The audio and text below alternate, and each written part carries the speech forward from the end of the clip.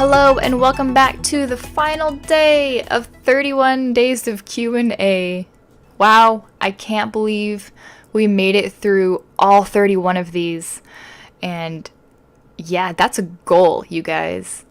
One of the big things that I had for this year, one of my big goals was to get more comfortable with recording videos, recording voiceovers, more comfortable and familiar with using the software to edit videos and all of that. And I think this series really did help me get there, and I'm pretty excited to cross that off my list because there's a lot of other things that I didn't manage to accomplish this year, which is something else that I will talk about entirely. I'll either talk about it in a different video before the end of this year or early in January.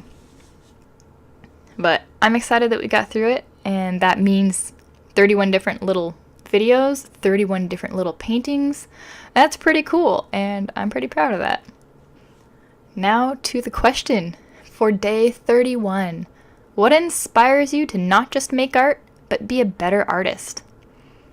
One of the biggest things that inspires me is seeing the effect my art makes on other people, and also the challenge. It's kind of a two-part thing there. So I would say there's actually a few things that inspire me to be a better artist and to make art.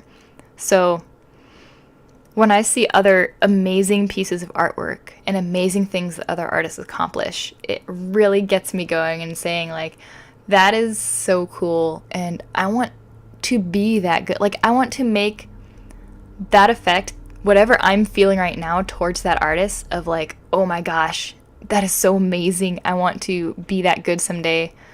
Like, I want to reach their level, not just like do what they do, like, but do what I do, but to the level that they do it at. And I just want to push myself to be better. I want to challenge myself. I want to do things that I never thought I could in art. I want to accomplish things I never thought I could. And of course, I want to have an effect on other people that view my art. One thing I've learned over the past several years of doing art full-time is when I'm at a convention, I get to see people's reaction to coming across my work for the first time, like as they're standing in front of me. I think maybe sometimes they don't realize that I'm the artist because some of the things they say I don't know if they would have said it, not realizing I was the artist, because I do get asked a lot if I'm the artist.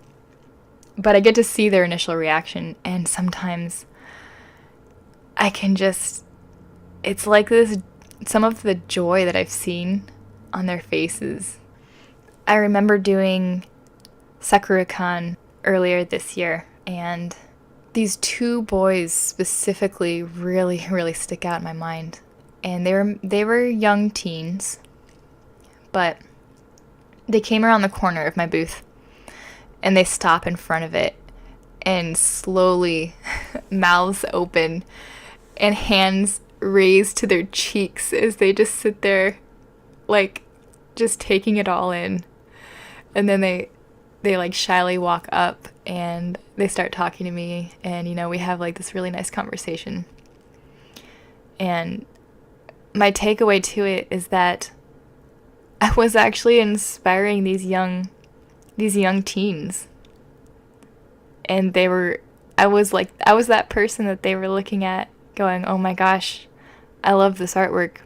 And I guess that feeling of inspiration, because I know that when I was that age, I would look at other artists, and if I ever met them, I think I would be so overwhelmed, and it would be something that would stick in my mind very easily. And I know how easy it is, especially for young folks, to get super discouraged about art, because maybe sometimes they might feel like they're in an unsupportive environment, or some other sort of situation is going on. And me being there at the convention and having young and aspiring artists like walk up to my booth and show me their sketchbook or just be awed by the art that I have. And of course, I greet them and I tell them, like, I give them encouragement when I can. I want to be that encouraging voice to them. And it feels like I'm making a difference. And I don't have the pleasure of seeing what happens after they leave the convention unless somehow they come back and find me again at the following year or something. But I really do like to think that I'm making an impact on them and they'll remember it, and maybe it will inspire them to continue art, to continue something that makes them happy. And if I can make just one other person feel really good because of the art that I make, I call that a complete success, like on so many levels. And I think that's really the ultimate reward of doing this. All right, so there we are. The very last question. Where do we go from here? I'm not sure. I'm sure I will figure it out. If you have any other questions that I did not answer here, feel free to throw them down in the comments. I will continue this series on a sort of weekly basis. Yeah, let's figure out what kind of weekly videos I can put out.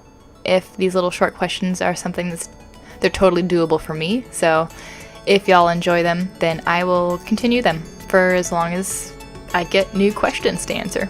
Here is to 2019. I will see you all in the next video. Whatever and whenever that is. Have a good day, everyone. Bye.